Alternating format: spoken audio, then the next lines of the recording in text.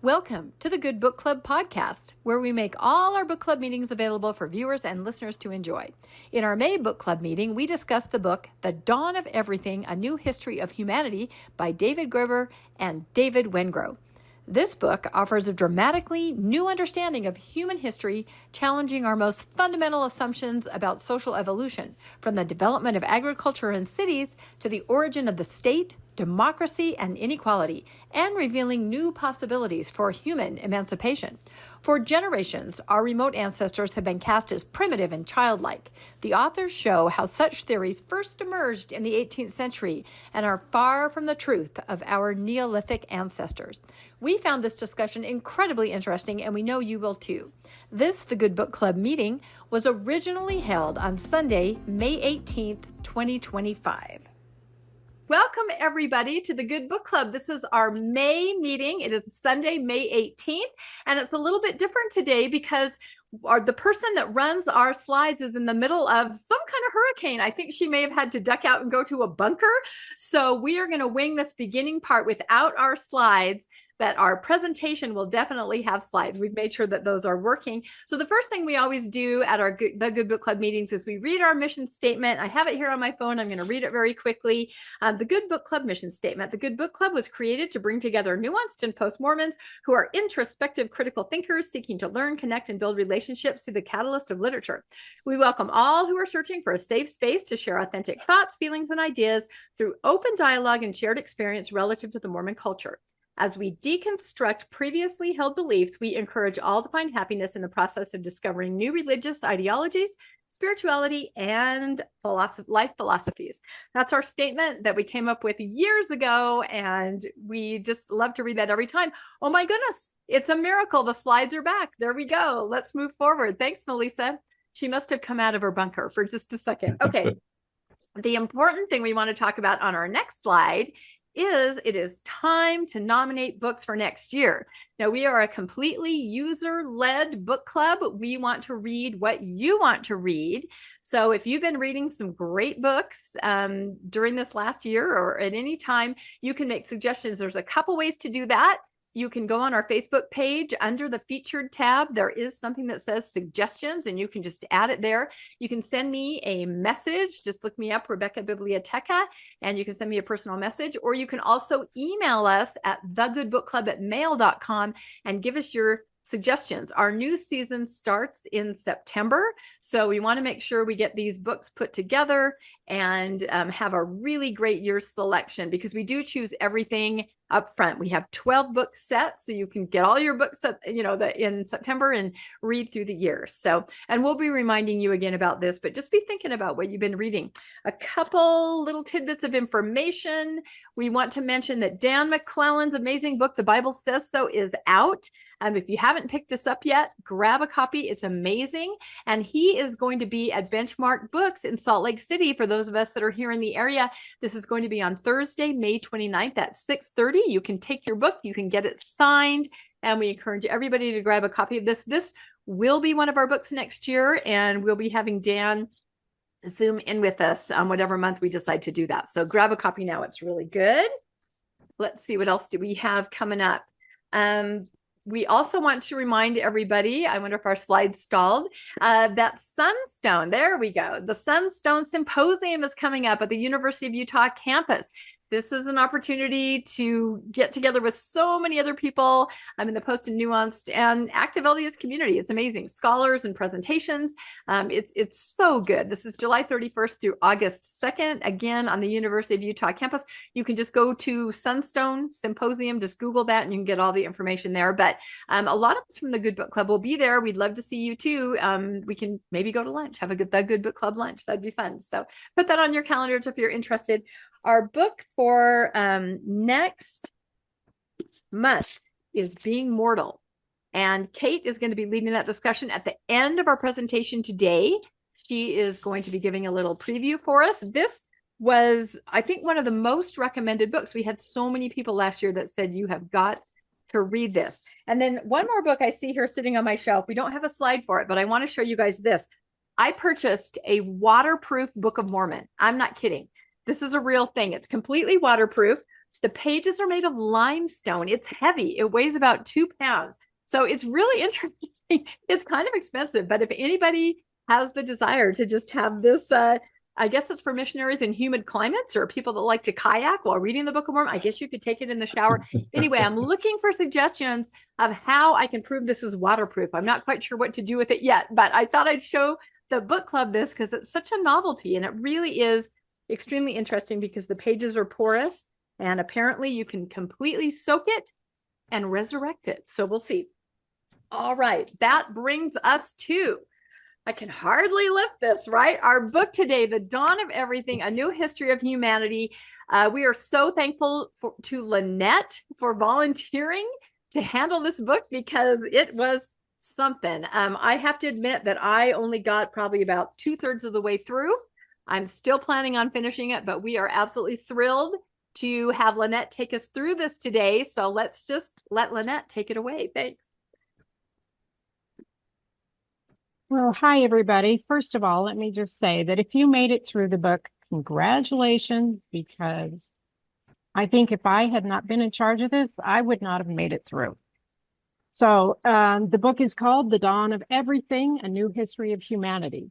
And I was wondering if anyone who's been reading the book has thought about the significance of the title, The Dawn of Everything. Anybody have some ideas about why they titled it the way they did? Bruce? Yeah, I listened to it, and what's interesting is that it mentions so many of the books we've already read. And as I was listening to it, the the narrative of how we've made up based on our current situation, the narrative of what life was like in the ancient past before things were written down. And we can see how that happened with the Mormon church. They made up this story about the Lamanites and the Nephites and the dark skin and the light skin. And the dawn of everything is so different than the Mormon church and all the other archaeologists and historians, the simple hunter-gatherer stuff. Yeah, the dawn of everything was before our written history. And yeah, it's just terribly interesting. What's real, we know very little about. That's true. We do know very little about the dawn of history. And, they do say in the book that there are many things that we cannot know, at least with the information we have right now. Yeah. Rebecca? I was just going to say that after almost every page, I would say either out loud or to myself, how did I never know this before? How was I never taught this? How did no one know this? I mean, that was my whole reaction to the whole book. Just complete mind blowing, a whole different perspective. Yeah, I was really amazed with all of the examples that they had. A few of them I'd heard of, but not that many. Landon? Well, he definitely, it seemed, covered everything. One of my frustrations on the book was he just seemed to jump all over the place, and I couldn't keep track of where I was. I'm like, okay, I think we're going to China. Oh, now we're going to India. Now we're in someplace I'm not sure, the steppes of Russia, or are we in the Mesopotamia? I was having a hard time figuring out where we were because he went everywhere. He hit the Americas, he hit Eurasia. So he definitely covered everything, which was cool. There were times I was just like, wow, this is really cool. And then we'd go to another paragraph and I'd go, I'm lost. So I was having a hard time, but he did go everywhere. I think that's a very valid criticism. I felt the same way many times. I would go back and I'd say, wait a minute, we started at this other, did we ever finish that thought? So there were some times when I felt the same way. Gretchen. Yeah, it reminded me a lot of the book 1491, if you guys have read that. Yeah. And I felt, so for me, I kept, just like Landon said, I kept getting lost of where it was going to. And as I was reading this, I was talking with my with my adult children about it, and they were like, well, what's it about? And like, what's the point? And I'm like, I kind of forgot the point. I'm not really sure, but this part that I'm reading right now is about, XYZ or whatever. So I think it really helped me to just look at it more of like of a history book rather than like trying to, like, I kept getting lost on trying to pull the whole thread together. But it was very interesting to me because as I kept talking about it with my children over the several weeks, they kept bringing up like the standard line that we've all been taught, like, well, what about having the top-down hierarchy, or of course this is the way the civilization was. And I was like, well, actually this is talking about something different from that. So it's interesting to me that even my children, they are not getting this information either. Yeah, that's true. Bruce, did you have another comment? Yeah. When Gretchen mentioned 1491, that was 1 or 2 years ago, on the book club. And what I found most interesting about that was the description of the advanced and very populous civilizations in the Amazon. And now I've been watching some YouTube videos where they're using LiDAR and they're finding the remnants of these cities where, as I recall, when I was growing up, the Amazon was just this giant rainforest where only very primitives lived. And 1491, and we read Guns, Germs, and Steel, and we read the genetic book Who We Are and How We Got Here by David Reich. And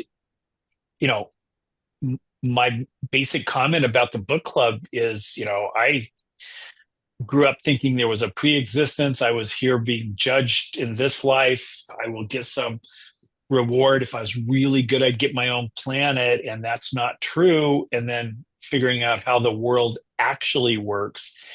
And he criticized some of these other books, but yeah, it's very interesting. The world is not as we thought, and the world is not as many archaeologists have said either. So just my observations. Thank you. Thank you for those comments. So I thought it'd be interesting to just talk a little bit about the authors. There were 2 authors of this book, both named David Graeber and David Wengrow. David Graeber is an anthropologist, and an anarchist, and he was one of the main drives behind the Occupy Wall Street movement. I don't know if any of you remember that a few years back. And he's credited with coming up with the saying of "we are the 99%." So whether he really was the one behind that or not, I can't say, but he's often credited with that. He was a professor of anthropology at the London School of Economics. He did work at Yale previous to that, but then went to London. He died just before the book was published. He died in 2020, and I've forgotten the cause, but he was on vacation and just something happened. It wasn't a heart attack, but it was something similar to that.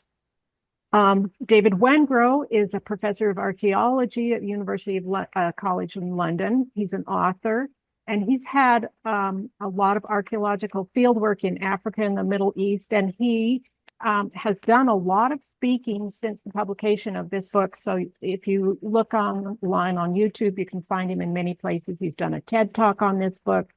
There are many people who interviewed him. In fact, Michael Shermer, we read his book recently, interviewed him on his podcast.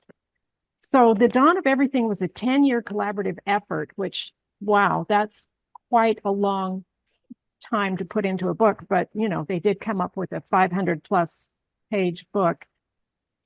They originally planned to have several volumes, so this was going to be the first of several volumes, and David Wengrow has not decided if he wants to continue alone on that or not.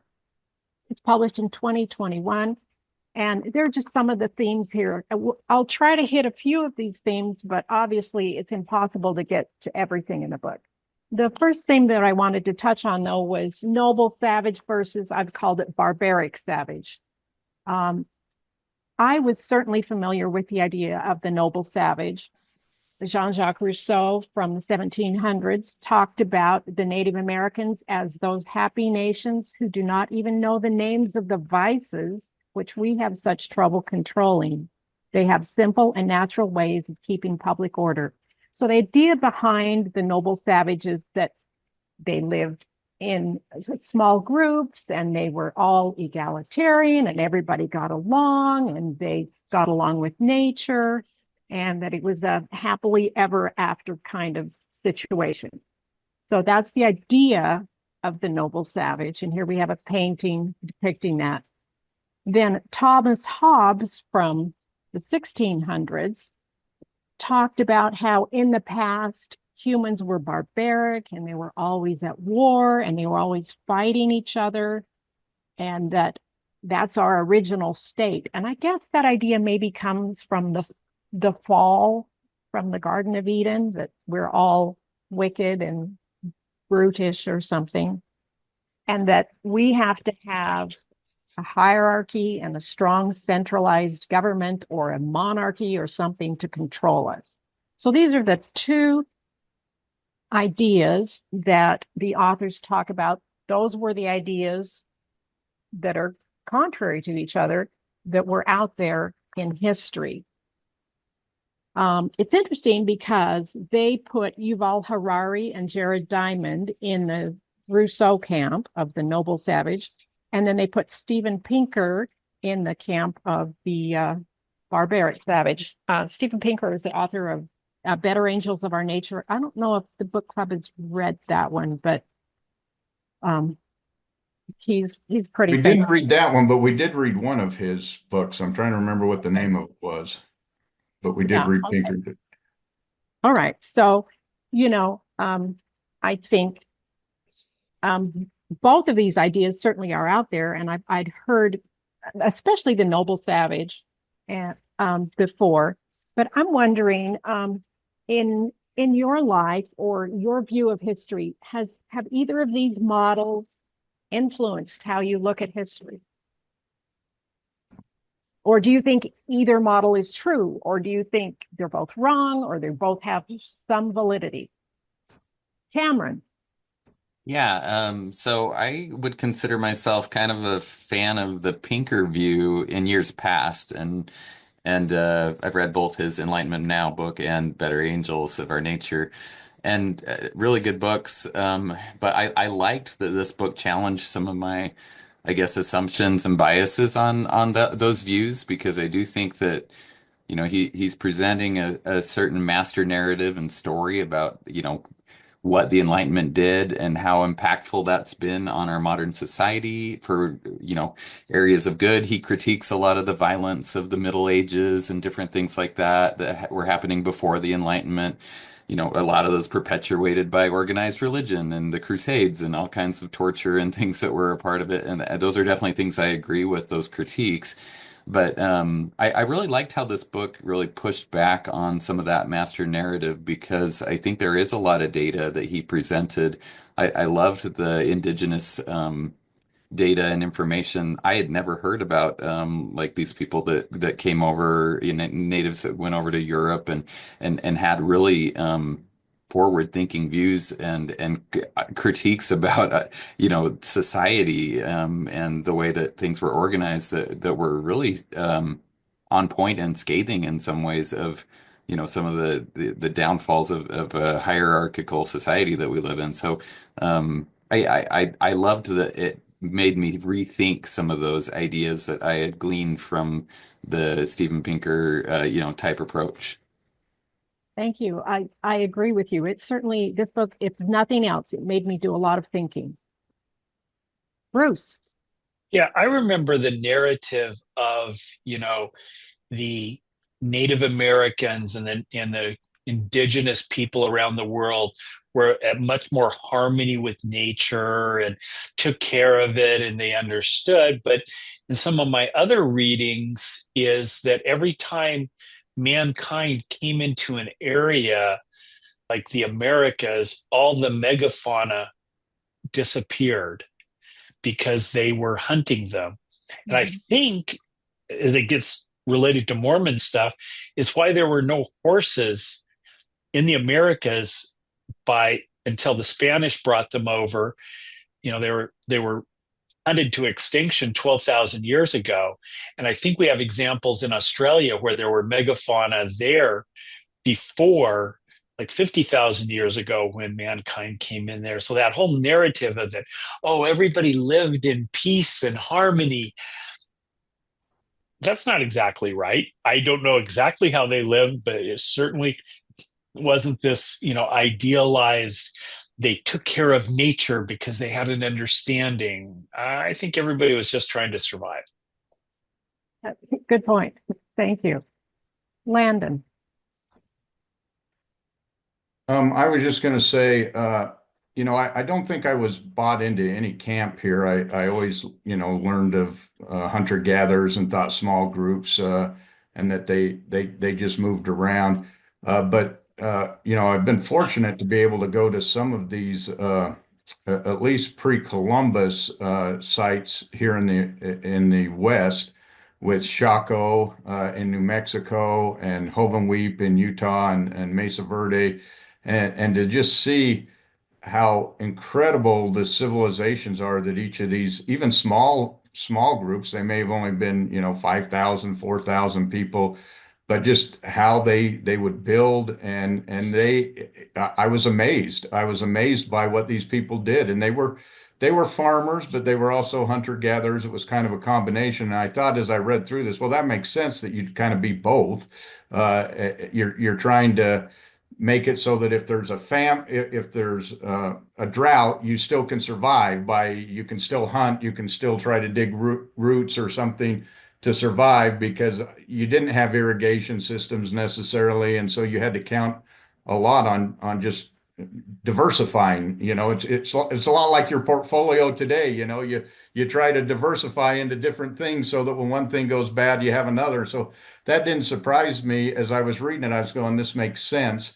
And we went out, Rebecca and I went out with John Lundwall. He just came back from Scotland and Ireland to Neolithic sites there, which I wouldn't even think there'd be Neolithic sites in Ireland, but he was talking about how they built the Stonehenge, and he said I can't remember the name of the island, but they visited a place that's just Neolithic sites, and how he was showing us there were buildings and you could see the sites, and that they were clearly much more advanced than you think of for a hunter-gatherer group. So it was interesting. Orkney. All of this stuff does. What was the name of it, Rebecca? Orkney or something like that, I think. Orkney. Orkney. Orkney, yeah. Orkney. Sorry, I didn't mean to cut you off. I was just trying to rack my brain for what that name was.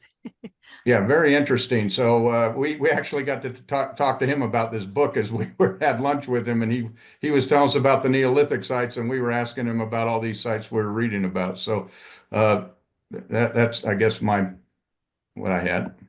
Thank you. Kate. Yeah, I feel like I was taught some of both of those depending on the context.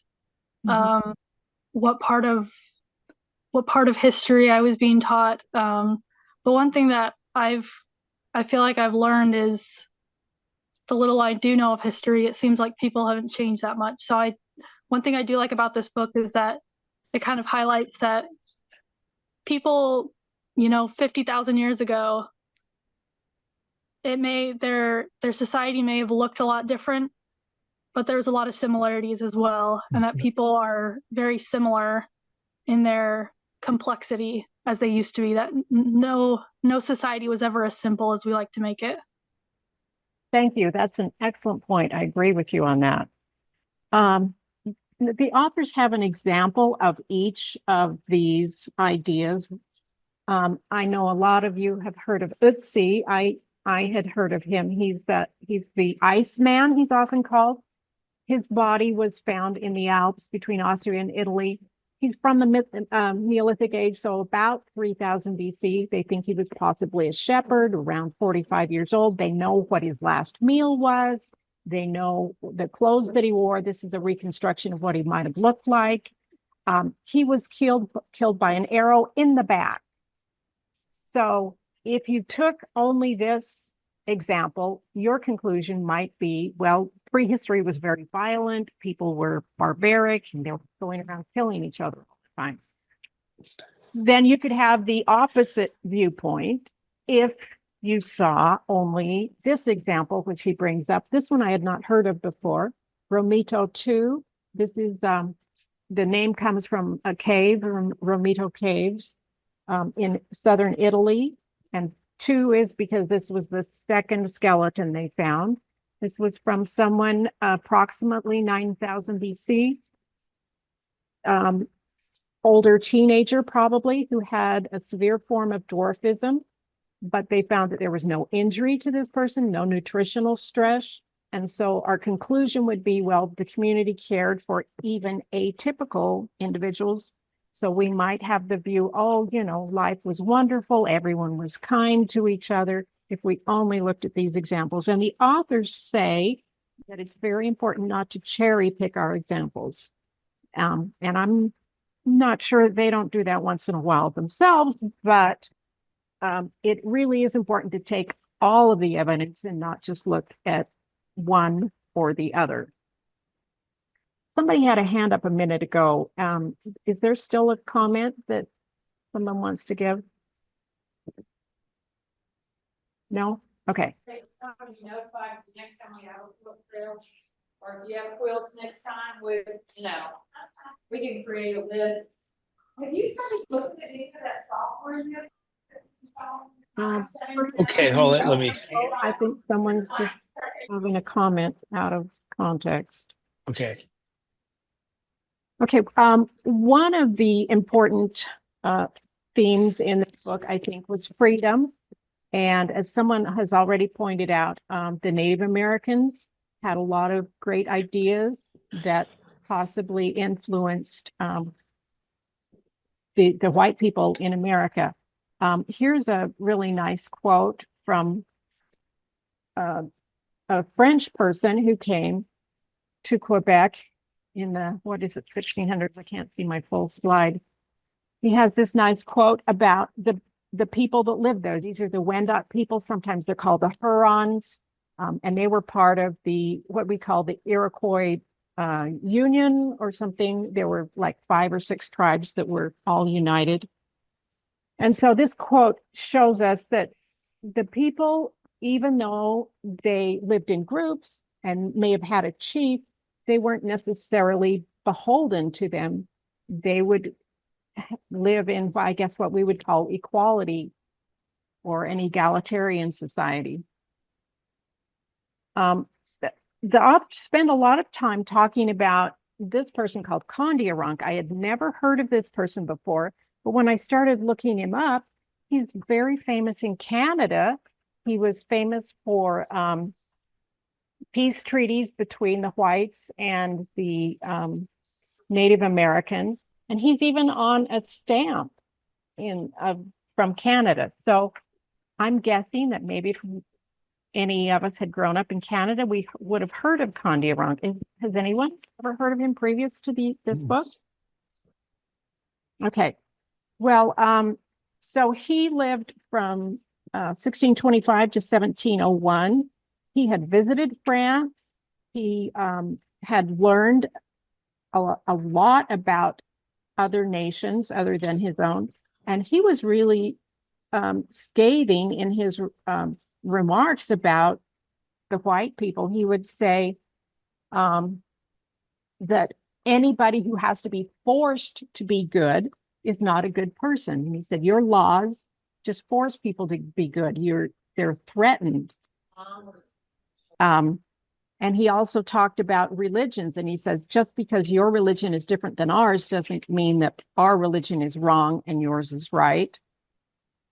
He talked about how the white people would sue others, and he said, we have no judges. We don't quarrel with one another. We don't sue one another. And so I was wondering, the authors talk about Kondiaronk and said, some people think he's fictional, or at least these dialogues that we have about him are fictional. But the authors believe that he really did have these viewpoints and that he was a great influence in the Enlightenment. I'm just curious, what are your ideas? Bruce. Yeah, I read a book, and this might be a recommendation for our list, Friends by Robin Dunbar, talking about, our friend groups and how lots of society, organizes itself around groups of about 150. When they did the Doomsday Book, William the Conqueror, about a decade after he invaded England, some of my ancestors were the Norman French that came with him. And they did the Doomsday Book to tax everybody. And they found, looking at it, all these villages were about 150 people. I believe it's the Amish, when their groups and congregations get so big, they divide. And so with 150 people, or 150, 200, you don't need law enforcement. Everybody kind of polices the little society. And I keep wondering if a lot of society may have just organized itself in small groups. And as we started getting into really large groups where we've got millions of people, that's where you have to have law enforcement and laws and stuff. No idea. Just that thing called the Dunbar number is 150. And I'm in a social group with Karen and Jeff, who's also in the book club, and we're getting well over 200 in our social group. And I'm thinking it's getting too big because it's hard to know everybody and it's hard to do things. And so, I keep wondering what the small group, and then Melissa just pointed out LDS wards get divided because, the mega churches, we have some of the mega churches here in Southern California that have 10,000 members. I mean, how do you know or interact with those? So those are just a couple of my thoughts. Thank you. Well, the authors do mention the Dunbar number, and they seem to poo-poo it a little bit, but I think there's certainly, it's a very important, because you really cannot keep track of and have a close relationship with more than maybe 100 or even 200 people. Landon. As I read this, it really got me trying to think of what he was saying and look at my own life and compare it to their life. And, they kept bringing up that hunter-gatherers really, they didn't spend that much time hunting and gathering. They had a lot of time for dance and for doing the various things that they did, and relaxing and talking.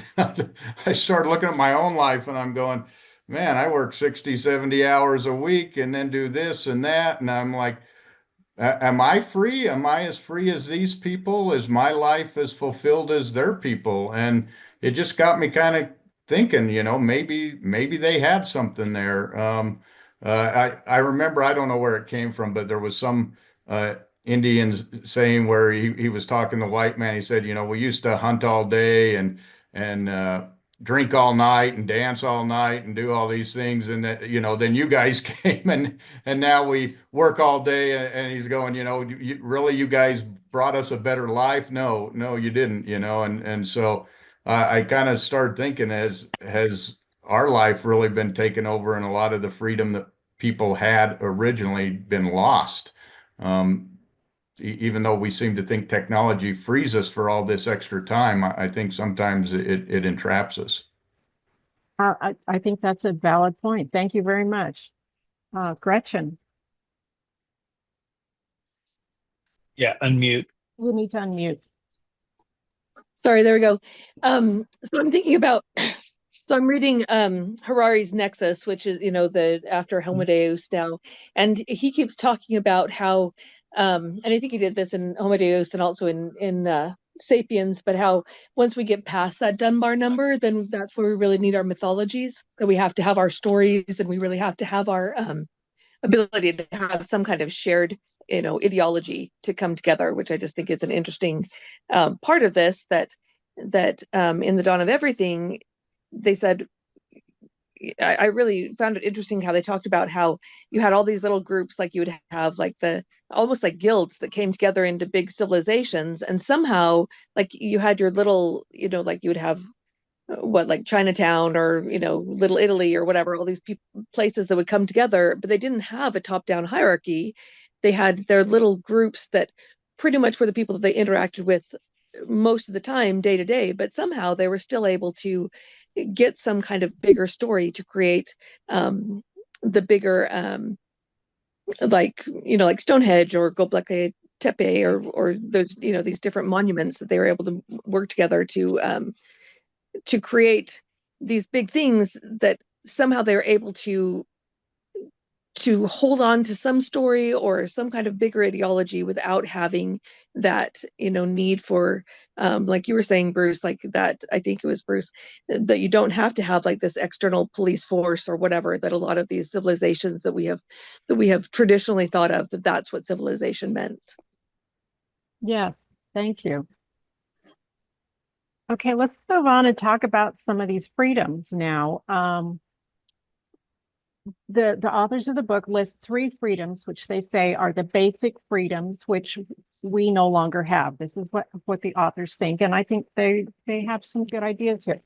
The freedom to leave, the freedom to disobey an order, or the freedom to create new ways of relating to one another. So what do you think? Are these basic freedoms? Is there anything that they're missing when they list these? And do we have these freedoms today? Bruce. Okay, yeah, this is, as I was listening to this book, this is what hit me most. The freedom to leave and disobey an order and create new ways of relating to one another. Okay. I was raised Mormon, until I went on my mission. I was a closeted gay guy, just on the treadmill going. And when I got back from Chile, I was still at BYU for 3 more years, but I stopped going to church. I moved back when I graduated, moved back to Southern California. And so I had the freedom to leave the predominant Mormon culture. And while there's lots of Mormons in California, it's not, I don't ever run into anybody that was Mormon, and I never see the missionaries. In the last 8 years, I've seen missionaries twice in where I live. And also the freedom to disobey an order. Once I stopped kind of wanting to be part, I did lots of stuff that was against the rules. And then the freedom to create new ways of relating with each other. This book club, I helped run the ex-Mormon group in Southern California for about a decade. And this just related to me so much. And the freedom to leave. If you're kind of in the middle of the Morador, that's one of your big options, is just to leave. At least that's my thought. Thank you. Any other thoughts on these freedoms? I just to go on to what Bruce said, I think though in the church you see that they try to make sure you can't do any of these things right here. They don't want you to leave. They don't want you to disobey. And if you try to go to any other social group or any other way of leaving, they go after you. They try to guilt you. They try to have your family pull you back in. So yeah, you can, but it's very difficult. And I think, in California, it's probably different than in Utah. It's very difficult to leave in Utah without actually leaving Utah, because you'll be, even people that you do work with or you're employed by may reject you as well for trying to do that. So I think Bruce is right. On a large scale, you do have some of these freedoms. But in a microcosm in the world we live in, I think a lot of these have been taken away from us. And you can't, even in our country, you can't, we may be able to travel, but you can't just leave the country without a lot of paperwork and a lot of asking and a lot of getting permission from other governments. Not like he's talking about where you just can wander to the next tribe. You have to get permission. You do not get to disobey laws. If you don't agree with them, you will be arrested. And it seemed like we were being allowed to have new ways to relate to one another, but we look just recently, I was surprised how quickly relationships that had been gaining acceptance were just squashed overnight, basically. So I see this kind of both ways, two-edged sword. Right. I agree. And they even talked in the book about having the means to leave because Mhm. you can't just get up and walk away, like you say. You have to have the means to travel. So I'm going to be traveling to Europe here, and if I had to make sure I had my passport, I had to pay for my plane ticket, all these different things in order just to leave for a visit. Bruce, did you have a comment for us? Yeah, just I spend too much time on Reddit, but I see so many posts, and I used to have a really good post that we cobbled together years ago, and I can't find it anymore, about young people wanting to leave and they're minors. And on Reddit, people say, okay, well, make sure you have your birth certificate. If you have a joint checking account when you turn 18, transfer it into your own name. You know, you know, learn some skills enough to have a basic job to survive so that you can get away from your family.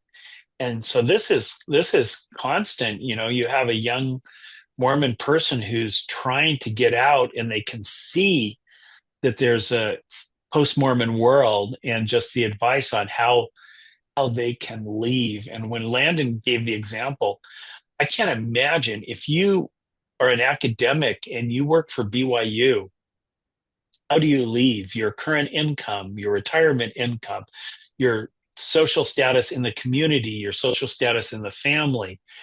And then if you're married and you're not on the same page, boy, those are shackles that are impossible to step away from. Yeah, yeah, I agree. Cameron, Yeah, I had an interesting conversation. I went to a kind of a nuanced slash post-Mormon group, activity last night, and I was talking to a lady that recently left the church. It's been within, 12 months basically, and she was just telling me how freeing that was for her in a lot of ways. And I asked her, well, are you getting involved with the post-Mormon community and stuff? And she said she kind of dipped her toes in that for a little bit, but didn't really feel comfortable there too.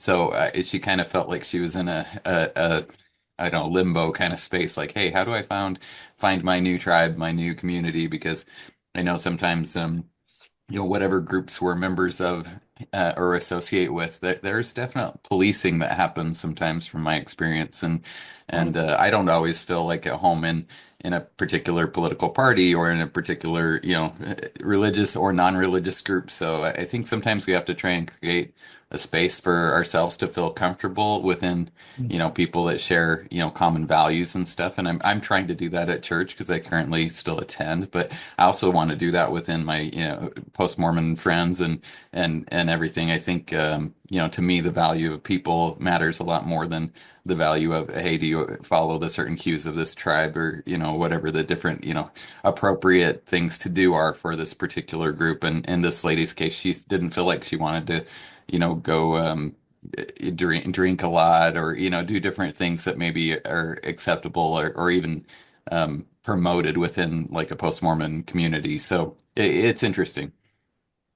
Thank you. Gretchen.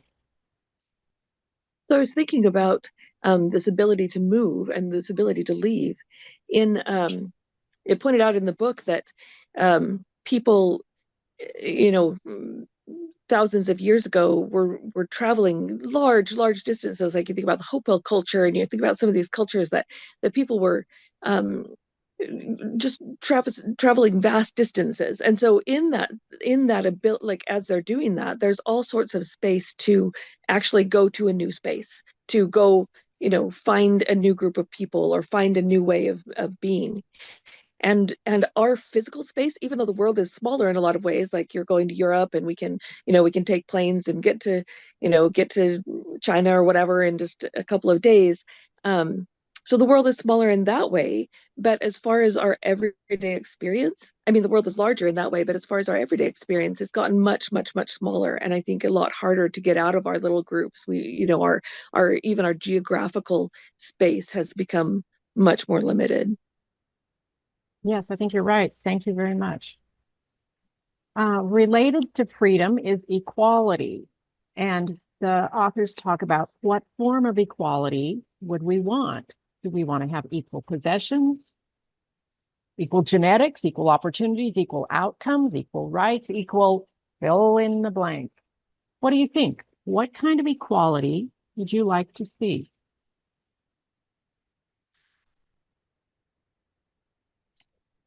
I thought that was a really good question. It got me thinking because, yeah, what do you consider equal? Even if you're all, let's say, Native Americans, where you live in a tribe, you all pretty much have the same. You live in a teepee, you all hunt and gather together. But then you're going to start looking at, well, he's more intelligent than me, or this person has this disadvantage, or was born with a something a foot or something that doesn't work right, that makes them disadvantaged. I think as humans we'll always compare ourselves against others and find something that isn't equal, and you'll always find something that isn't equal if you want to. But it is a good question, and I thought they did a good job pointing out that in some places it wasn't money wasn't what differentiated you. And sometimes you had power because you gave away all the stuff you had. And so it was interesting to look at it. It's a great question. What do we consider equal, especially when we live in a nation where we always say, "Oh, we're all equal," and you just look around and we're not all equal. Not if we're looking at money and access to education and access to other things. But if you want to say, well, we all have a chance, you might be able to argue that, even though some people's chances aren't as equal as other people's chances to get these things. So I thought it was a good question. It's hard to really define that, I think. I think you're right. And as I made this list, what kind of equality would I want? I'm left wondering, you know, I think equal opportunities comes close, equal rights comes close. I don't think we want to have equal genetics. We don't all want to be the same. But there's a lot of questions. The authors did have an idea, though, which I think is interesting to think about. They believe that equal access to contributing to how we relate to each other, to be able to help make decisions about our society. They thought that was the most important thing as far as equality, that it was more important than material resources. And they also said that the possibilities for human intervention are far greater than we're inclined to think, that we kind of think we can't change anything about our society, but that we really can. So I'm wondering, what do you think about this? Do you agree with their ideas? Bruce? Yeah, the capacity to contribute to decisions. My view is, as I understand the early Mormon church, where you had sustaining votes and stuff, that was giving people a say, and that may have been why people joined. I read, somebody put up one of my great grandmother's biography. She came from Alabama. They joined the church and were pioneers. And I knew the family name, but I didn't know anything about it. And I read how she and her husband and kids were looking for community, and they were rejected in the South. They were slave owners, and they moved and were sent to Colorado, where my Danish family was sent to Colorado for a Mormon colony. And that's where my family came from. But people looking for community and having some say in the community was an integral part of early Mormonism. And now, the sustaining vote and what's going on is just, performance art at its kindest way. to look at it. So that was just my thought. Thank you. Okay, here's another idea that I found very interesting in the book, the idea of schismogenesis, which I had never known this word before, and I hope I'm pronouncing it correctly. It's people's tendency to define themselves against something else. So it's oppositional behavior or a conscious rejection of outside conventions. You know, maybe you can think about that. Sometimes we often blame teenagers of rejecting the conventions of their parents, right? Schismogenesis can create divisions in social groups, and because of schismogenesis, it can become even worse. It can amplify. People can become even more divided. I'm thinking, about rival high schools, how it just gets, in the middle of football season or something, the rivalry becomes even greater. In the book, they gave an example of a couple of different societies. They have the Northwest Coast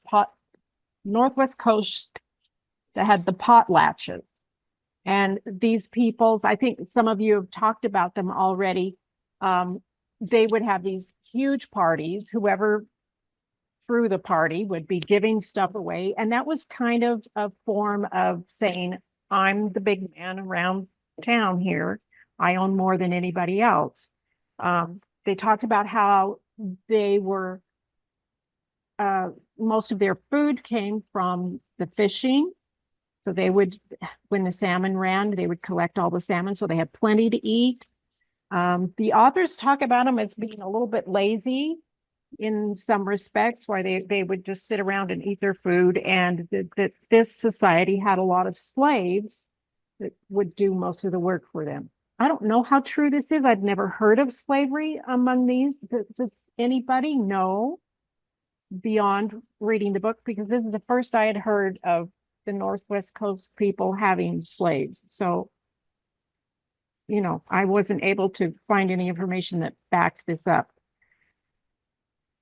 But I found it very interesting that in the book they talked about the civilization that lived just south of them in Northern California. The Yurok people knew of the other people and had thrown away most of these ideas. What they found more important were work, value of work. They would not have very many personal possessions. They had community things, like they would have a community sweat lodge that everyone would help build. Even the chiefs would help build. And part of becoming a man in the society would be to join in building the sweat lodge or gathering the firewood for the sweat lodge. And so the authors present them as being a very different people from the Northwest people, in that they threw out the idea of slavery. They did not want slavery, and that they were happier and healthier and a better society because of it. So my question is, how active or important is schismogenesis in your life? Maybe even especially now that many of you have stepped outside of the church. Has that created a division? Have you decided to live your life very differently because of the way that you were brought up?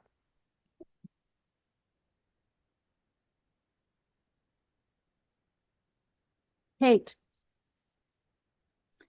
I think, like was mentioned earlier, the woman who recently is deconstructed and struggled to find a place in the post-Mormon community, that there can be an aspect of the post-Mormon community that does define itself by being the opposite of, or very different from, Mormonism. And so there's times where I have to kind of stop and say, is this something I want to do, or is this something I'm just doing because it's the opposite of what I was raised to do? And so I think there's times where we can, in different groups we're in, is saying, is this actually what I want? I see this, and I won't get into politics, but I see this in politics a lot. And in, country nationalism, a lot of times we define our nationalism by how it's different to other countries. And so I think sometimes we can get caught up in so much of what our group is doing that we don't think about if it's what we actually want. Thank you. I agree with that. Landon?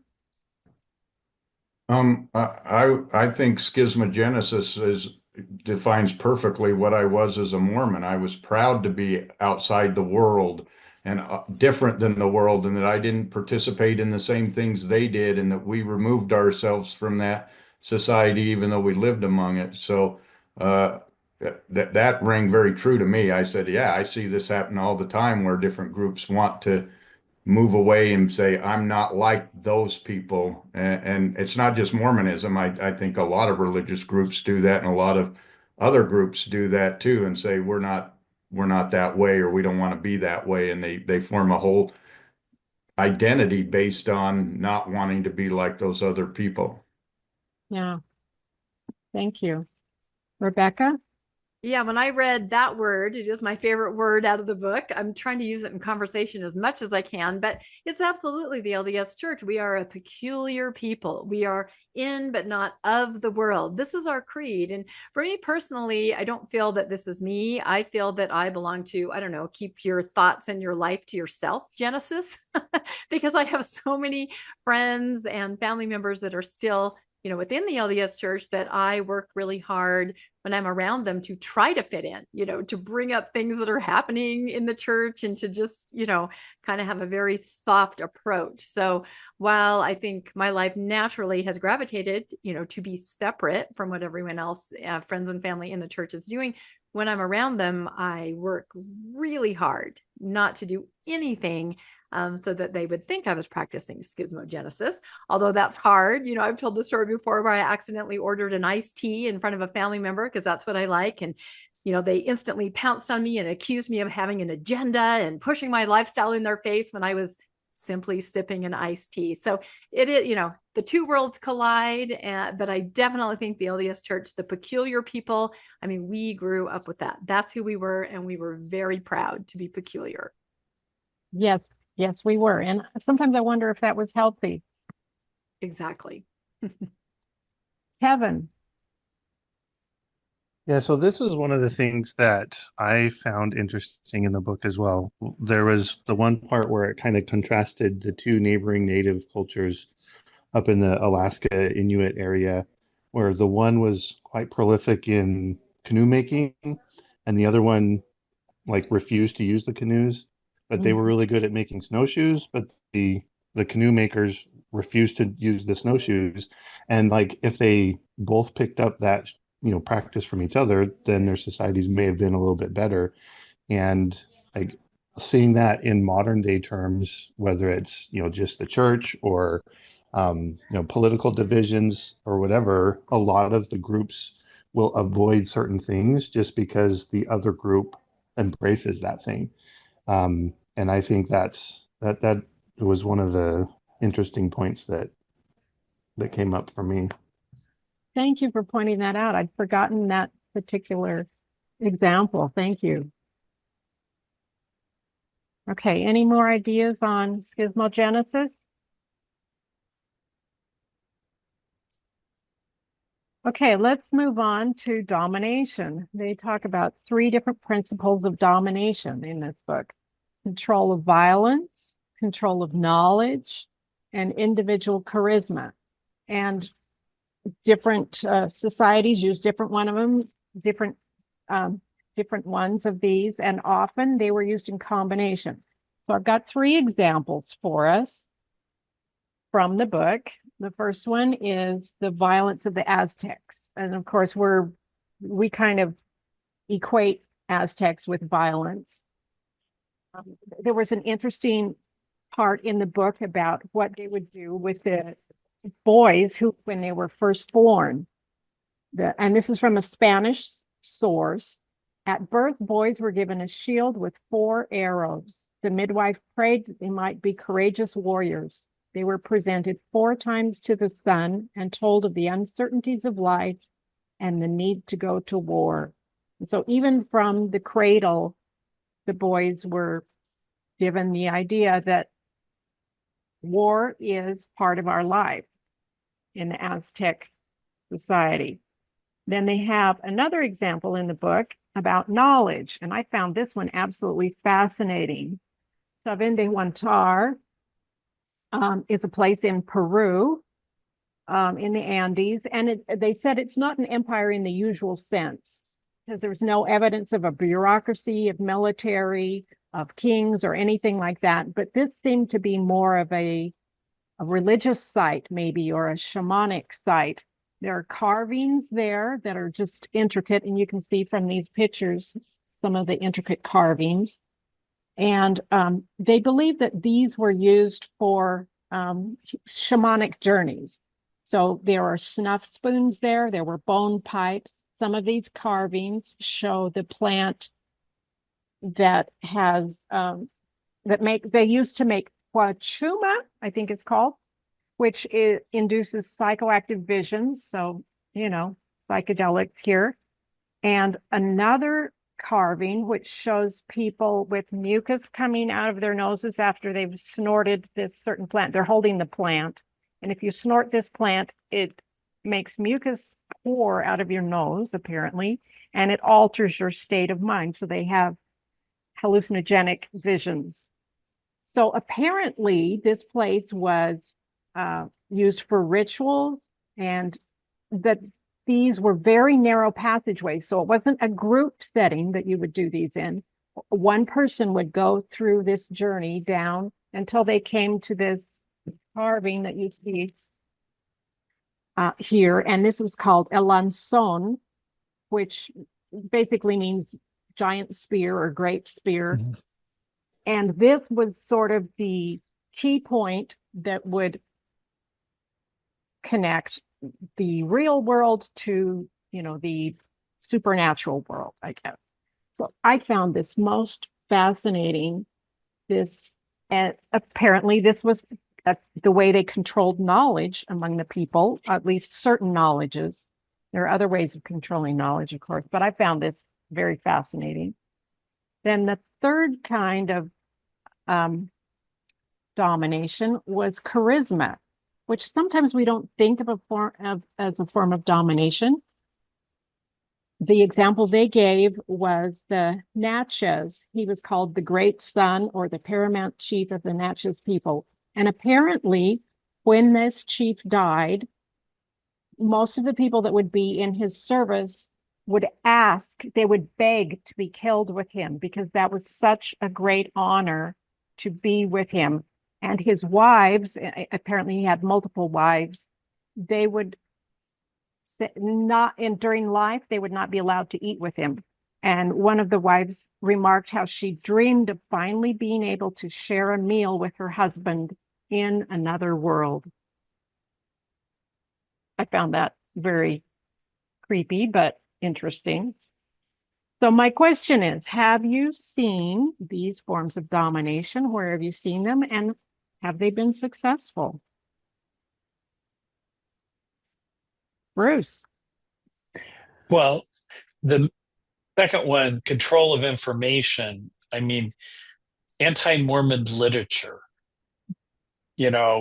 only read, from church sources, and many high demand groups, keep their narrative boxed up, and only look at this narrative, don't look at anything else. Mm-hmm. I think we have that charisma. I mean, I think that's how Joseph Smith got people following. He was a good storyteller. He, he got women to marry him, and just this whole thing. The magical nature of early 18th century America. He just played into the stone and the hat and treasure digging, and the tales of Captain Kidd, where the Moros Island with the capital city of Moroni. You're just going like, okay, he was just picking this stuff up, but it worked. So yeah. It did work. He apparently was very charismatic. Yeah. Kate. Yeah, I was just thinking about how each of these have played into the history of the church, and how Joseph Smith used a lot of charisma. Um, I'm not as well versed in Brigham Young's day, but it sounds like there was a fair amount of violence in certain aspects of under Brigham Young. And then I think more modern in the church is control of information, like Bruce was saying, the don't read anti-Mormon literature, only read faithful sources. So I feel like each of these have played into the history of the church. I think you're right. Yeah, that was one of the first things I thought of. Landon. These are kind of like the Trinity. I don't know how you break them out. They're all kind of three in one, and it's very, very unusual that you would ever find one without at least one of the others or all three. But when I look back at history, you look at the people that we extol as some of the greatest leaders of our civilizations, and most of them were very violent people, but because they got to control the information and write the history books and made themselves out to be very, like they were,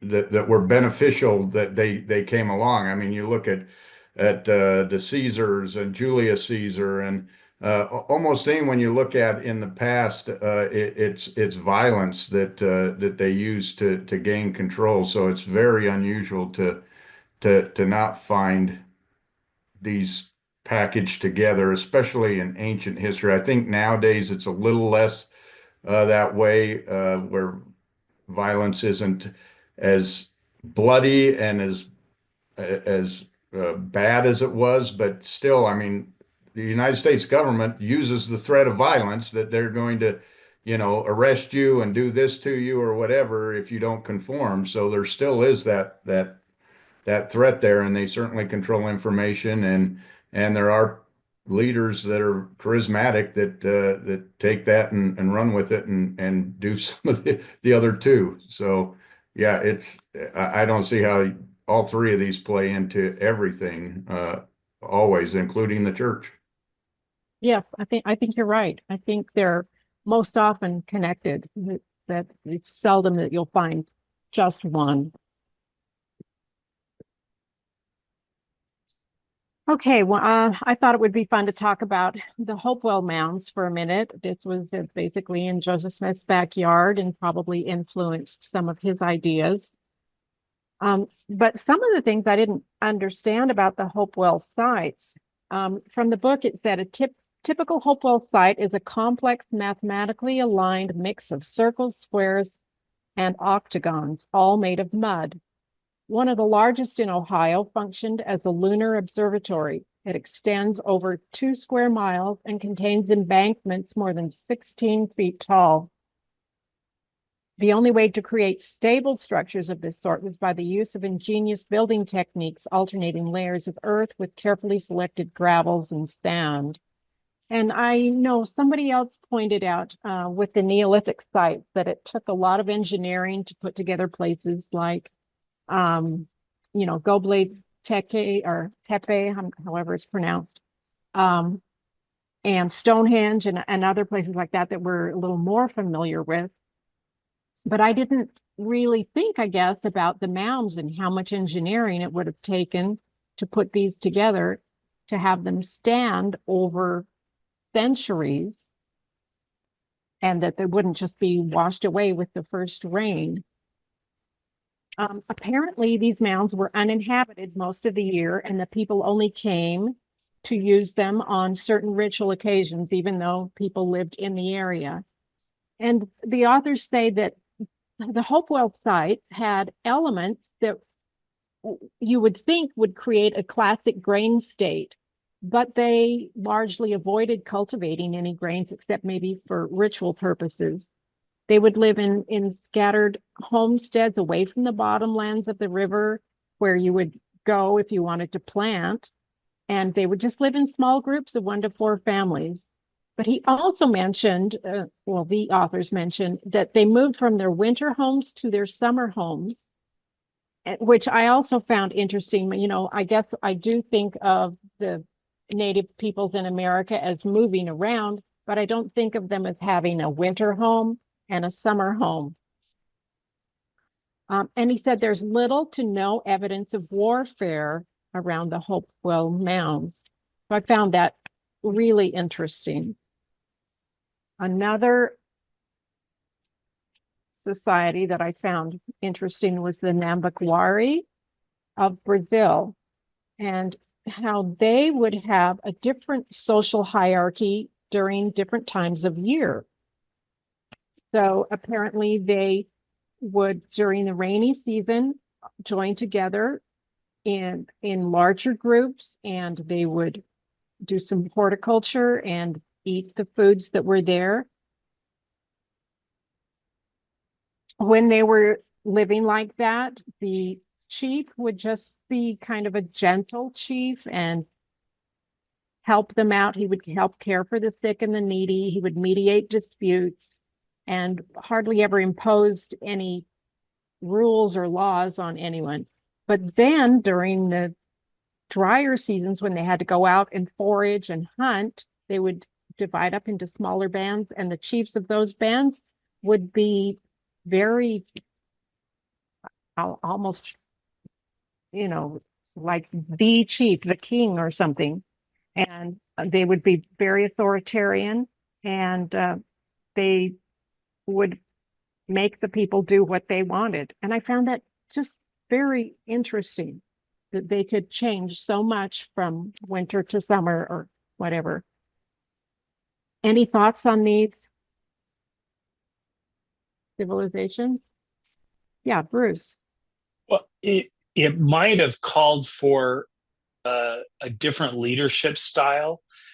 I kind of think, and I have no real knowledge of the military, but the military is very organized in a hierarchy. Maybe when they were not in the rainy season to successfully hunt or go out in small groups, it was needed to have a decision maker who told everybody, okay, this is what we've got to do to be successful. But when they were together, it was more like, the description almost sounded like, you know, a grandma taking care of the whole big group and stuff. Right. But then it makes you think, okay, societies have figured out how to live together in so many different ways that we probably don't even understand the variety of what was out there over the tens of thousands of years. Yeah, it's just very interesting. Yeah, no, I agree with you. And I think that's one of the points that the authors were trying to make, is that there were many different ways of forming societies, and that we have in our minds that there was only one way, and that, you know, that people started out as small bands and that got into larger tribes and then got into what we call states or larger societies. And that it didn't necessarily pan out like that, that there were a lot of different ways of doing things. And that's something that I hadn't really thought about, but it was a very fun for me to think about these different ways that you could have a society, different ways people could associate with one another, and that isn't necessarily based on a hierarchy. Although there, you know, I wonder about this, and this is maybe a question, when it comes to building a big site like Stonehenge or the Hopewell Mounds, it seems like there has to be somebody in charge. I mean, maybe it's not a hierarchy where you feel like there's loss of freedom, but it seems like you need to have somebody in charge to accomplish these larger feats of engineering. Any comments on that?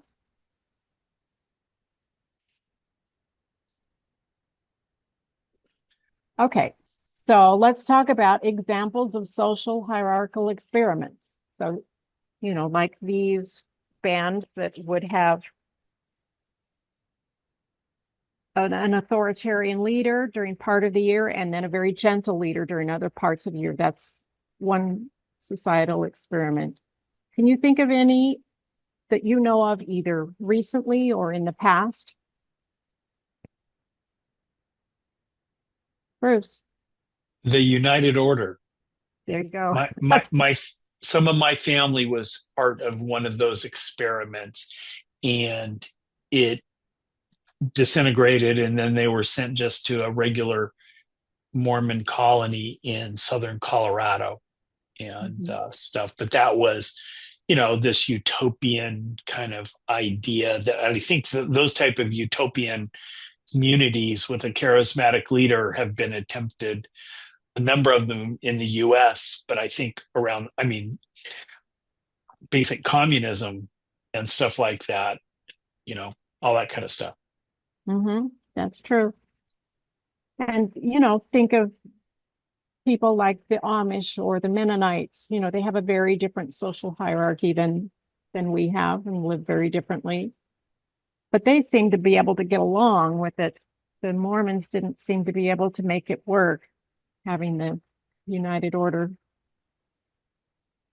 Can you imagine today's society changing its social structure very much? I was trying to imagine this. What if we, threw out the president and threw out the senators and could we change our social structure today? Is that possible?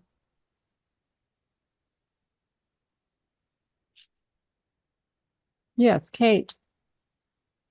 I don't know how possible it is on a large scale at this point, but I do think it happens in smaller ways. Even at the state level, it's pretty hierarchical, but when you get down to towns, city governments, if you look at schools, school boards, things like that, those can look different, very different from what we see at a national or state level. So I think we actually do have quite a few different types of organization in our society, just when you look at different aspects of our culture. Yeah, thank you. Thanks for pointing that out. Yeah, I think about the scale a lot too. It seems like it's certainly much easier to make a change when you have a small society versus a large one. Like changing the whole nation today would be very difficult. Bruce. Yeah, I thought about this when I was reading the book, that we've tried to change what I would call basic human nature that has been going on for tens of thousands of years. And I look at my family and my mother's family, who were not Mormon, they were Swedish, but my grandmother got pregnant when she was young and didn't marry my grandfather until my uncle was 2 years old. And then my mother was born. My father, who came from a very devout Mormon family, got his high school girlfriend pregnant. And that's where my oldest brother came from. They got married and divorced in a kind of a odd thing, but that's where my oldest brother comes from.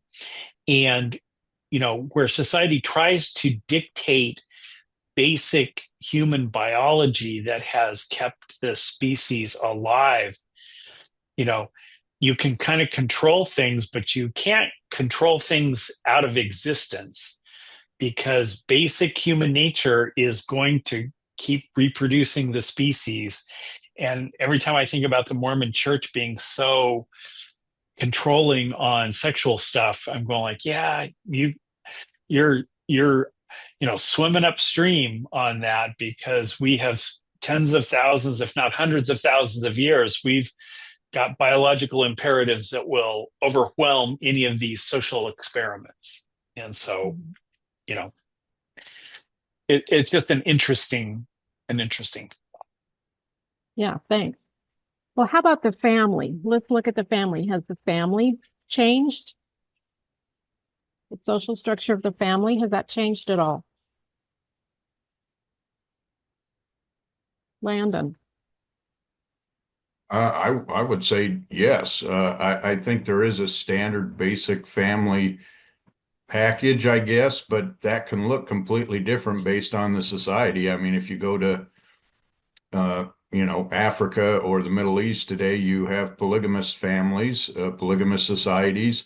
If you go to the Philippines, you find that There's everyone's married, but nobody lives with each other because they're forbidden from being divorced. So they all just move in with each other and aren't married and don't have a family. So I think it can look very different over different places. But I think in answer to the question, can I see it changing? Yes, I can see it changing, but I think it takes one of those methods of control, either control of information, violence, or others to make that change, or a charismatic leader. And not to get into politics, but I thought our structure of our society was fairly well set. And it looks like just an executive order, you can almost change anything right now. And I'm kind of going, Yeah. what is this? I never thought I would see this in my day and age. And yet here within just 6 months, it's completely flipped. Good point. Yeah. Thank you. Okay, here's some other quotes that I thought were particularly interesting from the book. I really liked that the authors acknowledged that women have done a lot towards, technological advancement. So this quote I think I found interesting. Instead of some male genius, so think of Thomas Edison or, James Watt or somebody who's invented something. Instead of some male genius realizing his solitary vision, innovation in the Neolithic societies was based on a collective body of knowledge accumulated over centuries, largely by women. So, they mention especially pottery and weaving as being things that women generally did, even agriculture, that women were often the ones in charge of agriculture, pottery, and weaving, and those were the basic living skills that people needed. So those brought forth advancements that we often don't think about. We think about, the big things, the technological advancements that are more recent since the Industrial Revolution, say. And there's almost always a man's name behind them. But realizing that women had a lot of influence in what happened, especially in daily life, I think was really important. Any comments on this quote?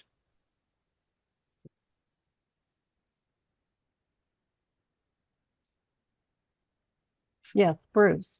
Well, it just brings to mind, you know, if the women of the church just said no, the whole thing would collapse. But they're beaten down. If the Relief Society and the moms and stuff just said, no, I'm not getting my kids ready for church. We're going to go take a walk. It would come down but men have exercised control with certain mechanisms and stuff because the whole place is run by women, especially at the family level. The guys aren't doing all the hard work and figuring things out. So that's my observation. Okay, thanks, Bruce. Okay, here's another couple of quotes. These are about ritual and religion. And I found this interesting that they looked at ritual as the site of social experimentation, that in ritual is where they find the different social hierarchies, I guess you'd say. What do you think about that? Do our social hierarchies come from rituals, from religions?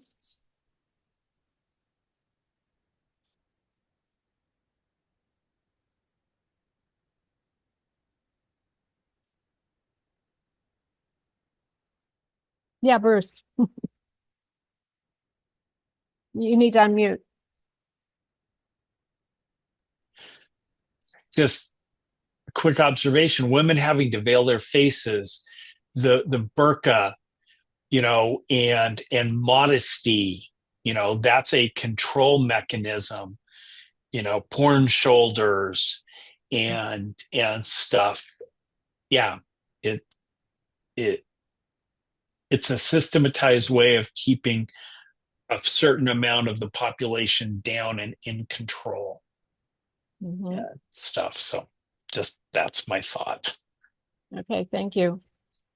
This other quote talks about private property, and the authors talk about private property as first appearing in a sacred context. So, maybe the shaman has certain objects that are considered sacred and no one else can touch them. And this is, they believe, where the idea of personal property came from, as well as powers of command and police functions. I found that very interesting.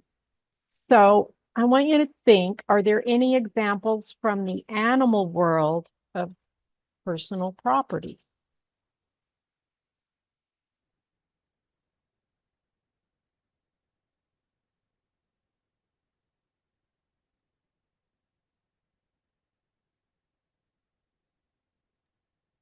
I guess an animal would defend its den or something like that against an intruder, but and I guess in one sense they kind of picture that as their personal property, and that's why they're willing to defend it. But I can't think of much other, and animals definitely have territories that they'll protect against other animals or other groups of animals. So I guess in one sense there is some, Yeah, side of it.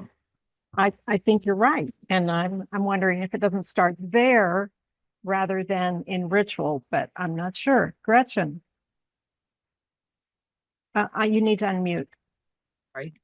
I was thinking about like I think it's the bowerbirds that the blue birds, and they collect all these shiny objects to attract a mate or whatever. And then I was also thinking about, I mean, penguins do this too, that they put just the right pebble in a certain place, and as they're trying to create their nest. And then there are instances, I mean, people have seen that some penguins will go and steal somebody else's, steal another penguin's pebble because they don't want to go out and get the right pebble. So, I mean, so obviously there's some kind of instinctual thing that's happening. We see this in lots of bird species, at least those ones come to mind. Thank you. I appreciate those examples. Bruce. Yeah, and this I think might translate down to humans, but I think my understanding is there's certain animal species that the dominant male has the right to breed a certain number of females. And how is Brigham Young? you know and like it's like when the missionaries went to England and brought these young naive converts that were told there was no polygamy, and then the Mormon leaders said, no, I want that person for another wife, 30 years younger than me. That whole male dominance of breeding seems to have, might be biological, because you see it in some animal species and you see it in our species. But yeah, just a thought. Yeah, that's interesting. Yeah. I mean, some species are monogamous, Canada geese comes to mind, but a lot of animal species, there's one male with a herd of females that, yeah, sort of belong to him, if we want to use that terminology. Okay, I have one last quote here. The authors say that freedom was one of the main themes of their books. And it's easy to tell by reading their book that they think something did go wrong in human history as far as societies go and how we have created our societies. And they believe that the time that started was when people started losing the freedom to live a social life the way they wanted to. What do you think about this? Did our society go wrong? Is there room for change? And if so, where do we go?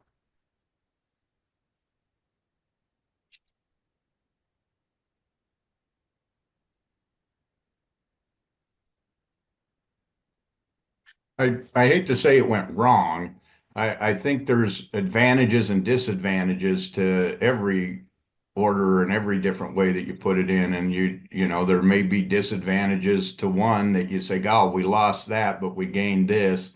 So I think it's kind of a cost analysis as to, what did you give up to get and what do you have that you wouldn't otherwise have? I think that's a very important thing to think about. Thank you, Landon. I appreciate that thought. Bruce. Yeah, just another thought of mine is I'm not sure how we change our current society because our whole food system is, predicated on mass agriculture. And I certainly personally don't own property that I can raise my own food on. And I don't think there's any way I can get to any property where I can raise my own food on. And I rely on all this computer stuff that takes very large amounts of engineers and technical stuff to create it, for my new phone every couple of years. Yeah, we're, I think, fairly entrenched in how things work now.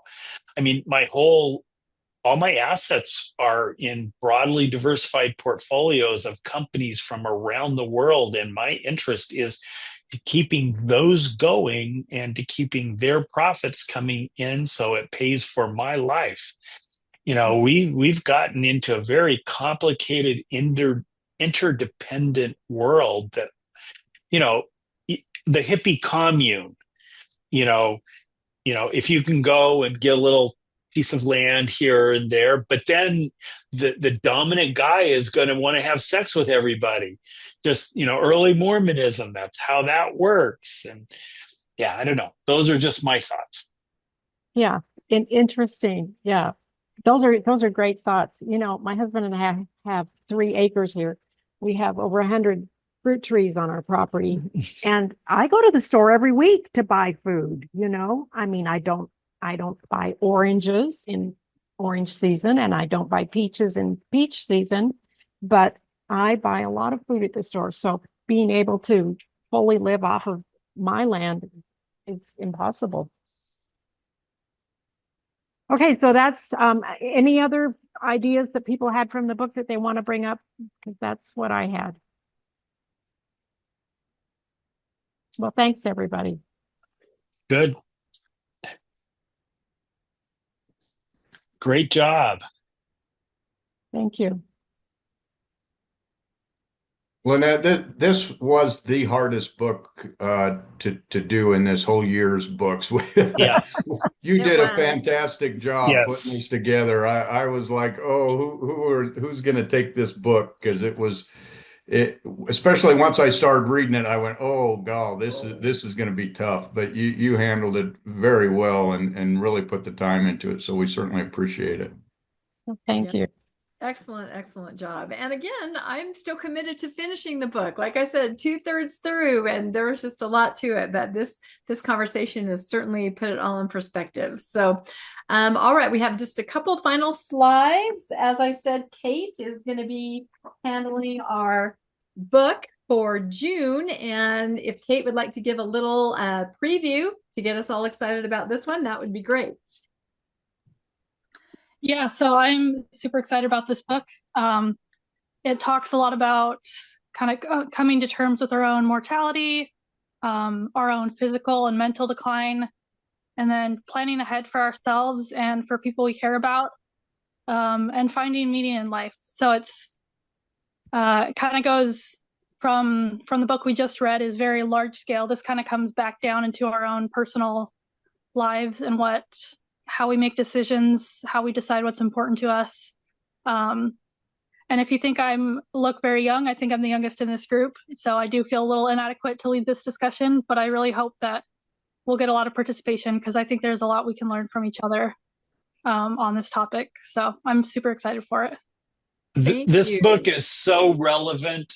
I started listening to it on my walk this morning. I'm going like, oh, this is going to be one of the great discussions.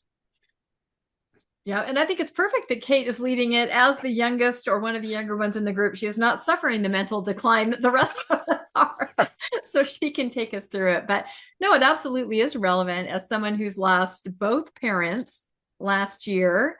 And just yesterday, my brother-in-law's father passed away. I mean, it just happens. It's a cycle of life. And to read a book like this, I think the perspective is going to be really invaluable to all of us, especially those of us that have stepped farther away or completely away from all of our upbringing as far as what the end of life looks like, or how you handle that, or how you think about that.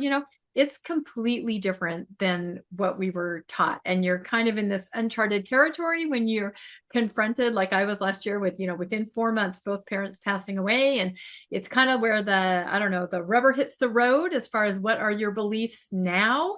And, navigating that is pretty interesting. So I think our discussion will be really good. Very quickly, as we end here, I just want to make sure everybody's aware of some other cool stuff. The Good Book Club is in podcast form, audio. We tape all of our episodes and we put them in audio format.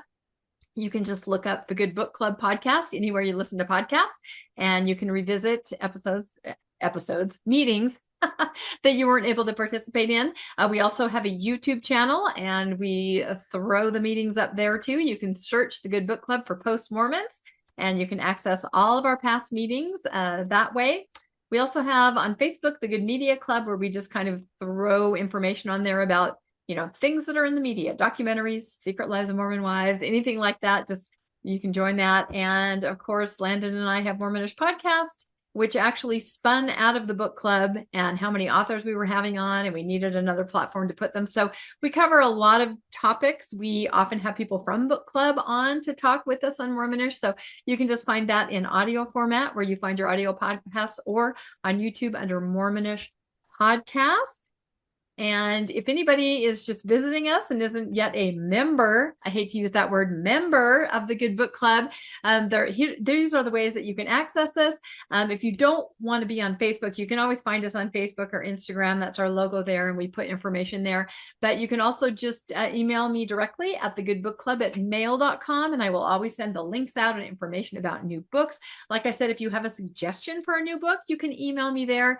It tends to go to spam when I respond. So if you have sent an email, check your spam, because I always will try to respond for sure. But just find a way to connect with us, because we have a really good time here. We'll now say goodbye to the book club. Thank you so much for joining us. Thanks.